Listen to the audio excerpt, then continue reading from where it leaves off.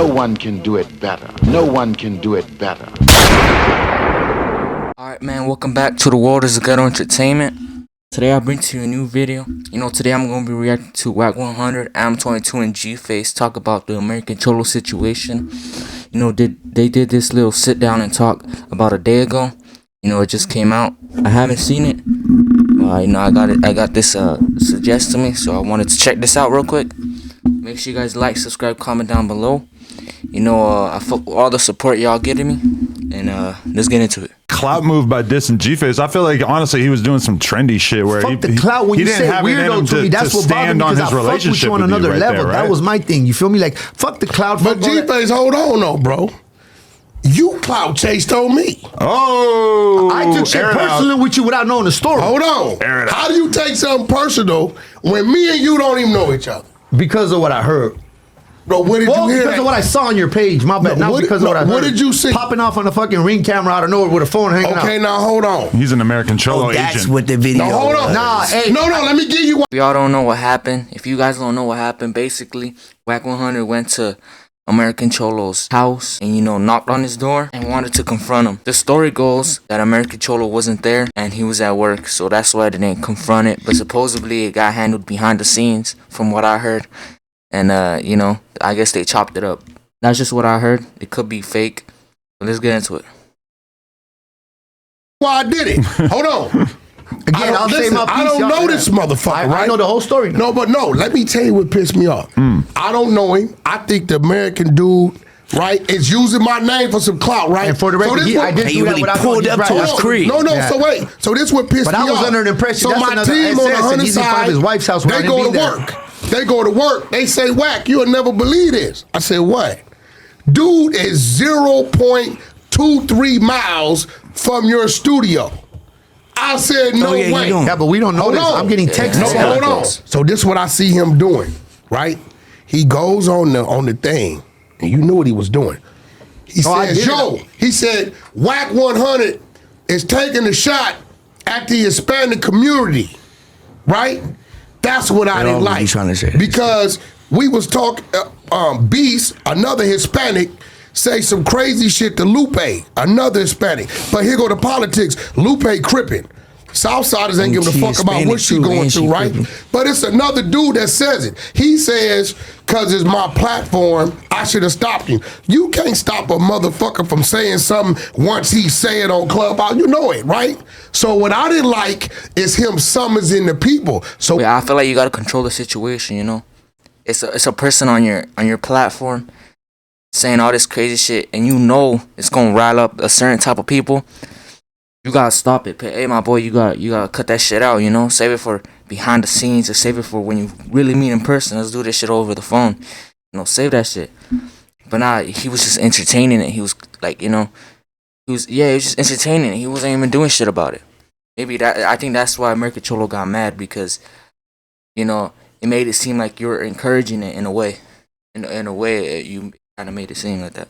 But what I did, I didn't call the homies. The homies got on my line body. Dolo. Right? Just walked right up there. I went Dolo when I seen he was that close to my studio. And I know he knows where my studio at, because I tell everybody the address. I showed him how it's supposed to go. Bro, we don't bring that type of shit up in here. And they telling me you ain't even one of the essays like that to do that. Right? So what did G-Face say that pissed you off? No, hold on. When I knocked on his door, I went by myself.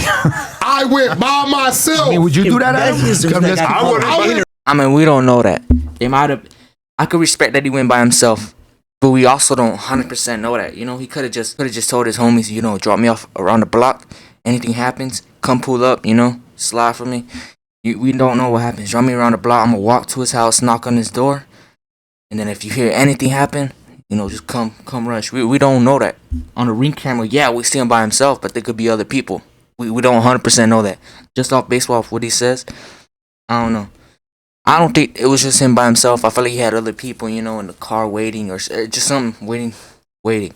He got off by himself. Doesn't mean there's people right there waiting for him.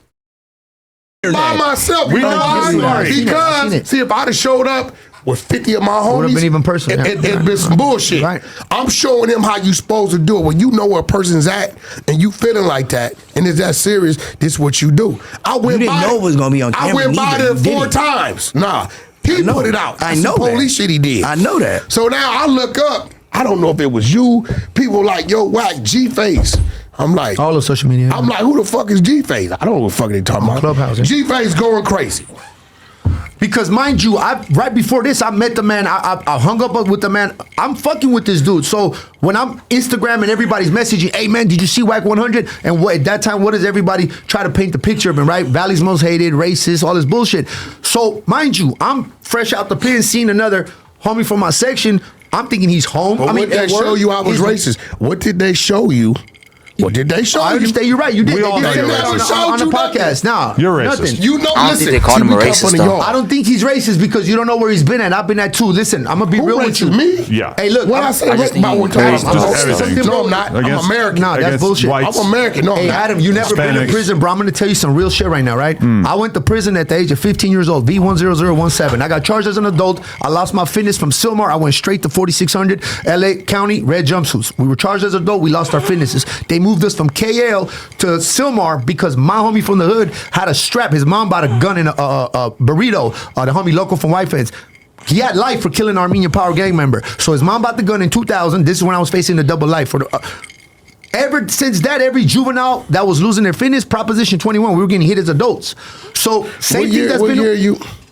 I'm 1985, April 14. Gotcha. April 14, I'll be Okay, 39. gotcha. So at the 15 years old, when I took it, I filed my case. By 17, I took my deal. I go straight to prison. So at a young age, Adam, I'm gonna tell you this on some real shit, bro.